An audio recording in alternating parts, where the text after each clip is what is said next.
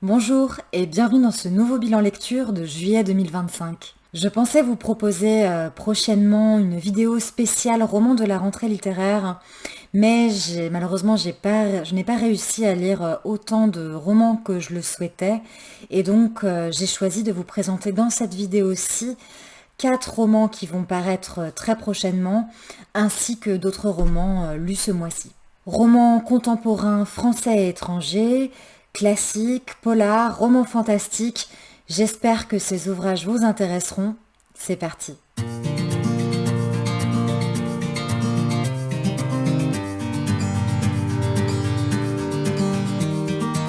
Pour commencer, à paraître le 20 août, je ne pouvais pas manquer le nouveau roman de Marie Charelle qui s'appelle Nous sommes faits d'orage, puisque j'apprécie vraiment particulièrement les ouvrages de cette autrice. Dans ce roman, on retrouve des éléments vraiment propres à Marie Charelle, comme la poésie, la nature, les mythes et les traditions, la famille, les peuples étrangers aussi qui subissent des choses terribles.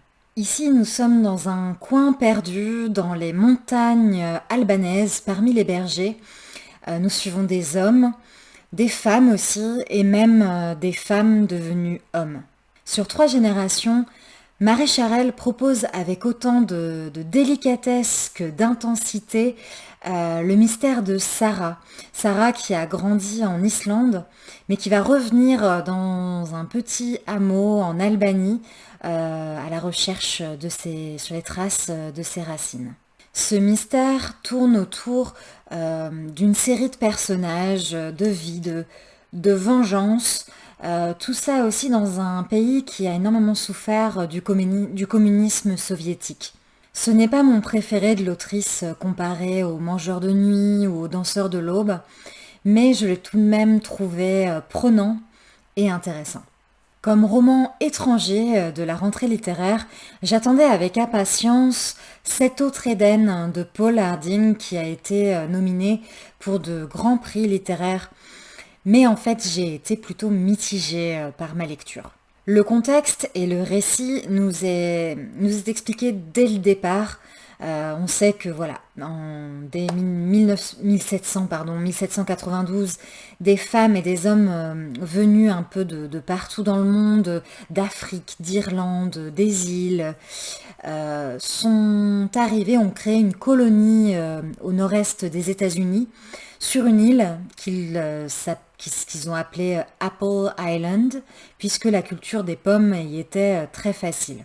Cet Éden modeste est tout de même assez semblable, je trouve, à n'importe quel autre endroit de colonie de l'époque en Amérique, avec son lot de voilà, paysages grandioses, de beauté, tout comme aussi d'événements atroces, de choses. Voilà, l'auteur ne le cache pas du tout. Mais la particularité de cette colonie, de cette île, est vraiment son aspect multiculturel. Et en 1912, un missionnaire blanc est envoyé sur l'île auprès de ses habitants métissés, puisque donc cette population était extrêmement mal vue. Et donc il va travailler auprès de la population, notamment de la jeune population. Et il s'avère que, en fait, les enfants révèlent des talents particuliers. Ils sont très, très, comment dire, intelligents, ont des capacités très, très développées, que ce soit en mathématiques, dans plein de domaines différents. Et notamment, on a un personnage qui s'appelle Ethan, qui est un jeune homme, un dessinateur, peintre hors pair. Mais bon, voilà, on sait dès le départ que cette population, ses habitants, ont été délogés, que leurs maisons ont été brûlées et que les Américains sont même allés jusqu'à déterrer les morts du cimetière pour évacuer vraiment toute trace de cette population. Donc un événement absolument terrible de l'histoire. Après, moi, je trouvais que l'intérêt que j'attendais était de voir comment l'auteur allait transformer cet événement historique en un récit original s'inspirant de ces faits. Mais j'ai mis beaucoup de temps à me plonger dans ce récit et à me sentir concernée par les protagonistes. Et c'est vraiment au bout d'un long moment que j'ai réussi à trouver un certain intérêt, de la curiosité, où j'ai commencé à ressentir certaines émotions. C'est lorsque vraiment on s'intéresse au destin d'Ethan. J'ai trouvé que l'écriture était de qualité et puis le message est fort. L'événement historique très important, très grave, donc ça semble nécessaire de revenir là-dessus, surtout autour du thème justement de la question de comment sont traitées les personnes de couleur. Mais comme je vous disais, je reste tout de même très mitigée dans ma façon de percevoir ce roman, puisque je n'ai vraiment pas été convaincue de la façon dont l'auteur a choisi de mettre en récit cet événement. J'ai été déçue. Après le très beau Soldat désaccordé de Gilles Marchand, j'ai lu son nouveau roman qui sortira en librairie le 22 août, Les Promesses orphelines. J'y ai retrouvé un petit peu de Jean-Michel Guénassia avec cette fresque qui suit Gino dans son petit village rural des années 50 aux années 2000. J'y ai retrouvé aussi un petit peu de Jean-Baptiste Andréa avec une histoire d'amour qui commence dès l'enfance, une histoire d'amour plutôt frustrée. Le style est très agréable, simple, humoristique parfois et vraiment touchant, j'ai trouvé. Gino veut réaliser de grandes choses, mais il est mauvais élève et il va être mêlé au projet d'aérotrain qui avait fait beaucoup parler de lui à l'époque, qu'on a complètement oublié aujourd'hui, mais qui a réellement existé. Je ne vous en dis pas plus, mais c'est un joli roman, léger et profond à la fois. Je vous le recommande. Le Québécois Pierre Hiergeau sera publié pour la première fois en France le 21 août prochain avec son dernier roman Dernière neige. Avec ce texte que j'ai trouvé vraiment très touchant, l'auteur revient sur la maladie de sa femme, un cancer qui a mené à son décès. Il mêle ses souvenirs douloureux aux difficultés qui ont suivi après, avec la souffrance psychique, les différentes façons d'écoper du mieux qu'il pouvait, les questionnements, les quêtes, la sexualité. Ce qui m'a le plus touché, c'est vraiment le ton du roman et la plume de l'auteur. Il arrive avec douceur et simplicité à évoquer un quotidien extrêmement dur, et toujours avec simplicité donc et même beauté à évoquer des choses de la vie. J'ai trouvé même à la hauteur de la beauté des paysages canadiens, québécois dans lesquels il évolue. Mais peut-être que la comparaison est un petit peu trop osée. En tout cas, le cadre mêle éléments beaux comme terribles, et cela avec énormément de talent.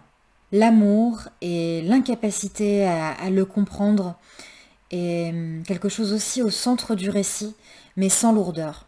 J'ai trouvé vraiment que c'était un très beau texte, relativement court, et je vous invite à le découvrir à sa sortie. En dehors de la rentrée littéraire, j'ai lu aussi un roman de 1934 espagnol, une réédition de Luisa Carnes, je ne sais pas trop comment on prononce, Tea Rooms, qui m'a été offert pour mon anniversaire par Clémence, Corentin et Anne-Julia, que je remercie. C'est un roman engagé, bien écrit, agréable à la lecture, qui a comme but de dénoncer la condition des femmes prolétaires espagnoles de l'époque. On suit une poignée de femmes qui travaillent à Madrid dans un salon de thé qui tourne en fait vraiment comme une usine. Et on découvre la pauvreté, les conditions de travail très dures que subissent ces femmes. Un emploi vraiment pénible, extrêmement mal payé.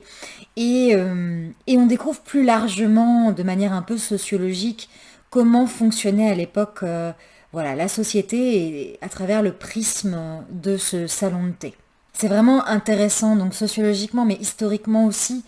On voit les mouvements de grève qui commencent à se développer. Et c'est un roman relativement court, donc comme je disais, instructif, très intéressant. On n'est pas forcément surpris parce qu'on y lit quand on s'est un petit peu intéressé à ces sujets, mais je trouve c'est un roman qui a vraiment sa place dans nos bibliothèques aujourd'hui, dans notre société actuelle. Je trouve ça pertinent qu'il ait été réédité, puisqu'il ne faut pas oublier ce passé qui nous permet aussi de réfléchir à notre société, à nos conditions actuelles. Alors je change complètement de style littéraire, mais enfant, je chérissais totalement le roman de Jane Austen, Orgueil et préjugés, roman qui connaît encore un succès fou aujourd'hui et auprès d'un public très varié d'ailleurs. Et avec curiosité, j'ai eu envie de lire une sorte de fanfiction, comme on dit aujourd'hui, où l'autrice P.D. James a choisi d'écrire une suite en fait à ce roman, une suite qu'elle a appelée La mort s'invite à Pemberley, et où elle écrit donc, elle reprend donc Orgueil et préjugés, mais d'une façon polar. Ce roman est paru en Grande-Bretagne en 2011 et je trouve que l'autrice reprend quand même d'une façon assez convaincante le style quand même inégalable de Jane Austen. Donc le récit se déroule à Pemberley où Elizabeth et Darcy, qui sont mariés, vivent heureux. Ils s'apprêtent à offrir un bal en leur demeure, mais survient un meurtre. On retrouve beaucoup des personnages originaux du roman, ce que j'ai vraiment apprécié. Étonnamment, le changement de style ne m'a pas réellement dérangé. Par contre, j'ai trouvé que l'enquête, enfin l'histoire était pas particulièrement passionnante. D'ailleurs, c'est pas réellement une enquête. On a plus des révélations, beaucoup de révélations données à la fin. Non, ce qui m'a réjoui, c'est plutôt vraiment l'aspect très british de l'époque par rapport à la façon dont P.D. James a réussi à reprendre le récit original aussi. Non, c'était vraiment, ça m'a beaucoup plu. J'ai donc passé vraiment un agréable moment de lecture, mais je doute franchement de savoir si les personnes qui ont adoré Orgueil et préjugés, sûrement surtout pour l'aspect romantique, si ces personnes-là pourraient apprécier ce roman. Honnêtement, je ne pense pas. En tout cas, ce n'est pas une romance, mais je suis vraiment contente de l'avoir lu. Et pour finir, j'ai lu un livre de fantasy qui avait marqué l'année 2022, qui avait piqué ma curiosité, c'est Babel de R.F. Kuang. Je pense que ce roman est majeur. Qu'on aime le style fantasy ou pas, d'ailleurs. Bien que des éléments relèvent d'une certaine magie, c'est aussi un roman profondément historique qui ça se déroule dans un Oxford victorien et qui tourne surtout autour d'une profonde réflexion autour du colonialisme, de la politique sans pitié, de l'inhumanité d'une vision purement économique, ici anglaise, et c'est autour du racisme, de la xénophobie sans concession. L'autrice prend position, s'est engagée, elle réussit presque parfaitement dans un style accessible à dénoncer à travers une histoire qui tient bien tenue, dans un monde ambivalent, à la fois délicieux et horrible, où les protagonistes doivent faire des choix. Le roman se divise en deux parties. La deuxième partie, concrètement, c'est une révolte.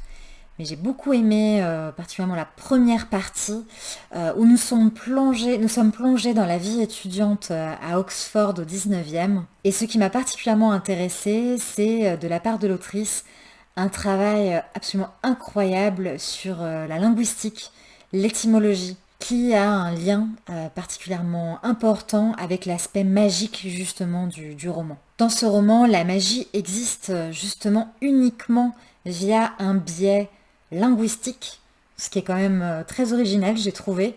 Honnêtement, j'ai pris une grosse claque avec ce roman et je vous invite vraiment à le lire.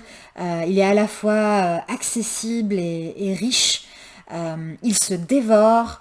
Il nous responsabilise aussi, j'ai trouvé, dans notre monde actuel complexe, un monde plein de confort, mais aussi d'inégalités, de tragédies. Vraiment, s'il y a un roman que je devrais retenir de ce que j'ai lu au mois de juillet, c'est celui-là. Voilà pour mes 7 lectures du mois de juillet. En août, je vais continuer à lire des romans de la rentrée littéraire, mais pas que. Je vous donne rendez-vous dans un mois pour découvrir et partager autour de ces ouvrages. D'ici là, je vous souhaite d'excellentes lectures, de profiter de l'été, et je vous dis à bientôt!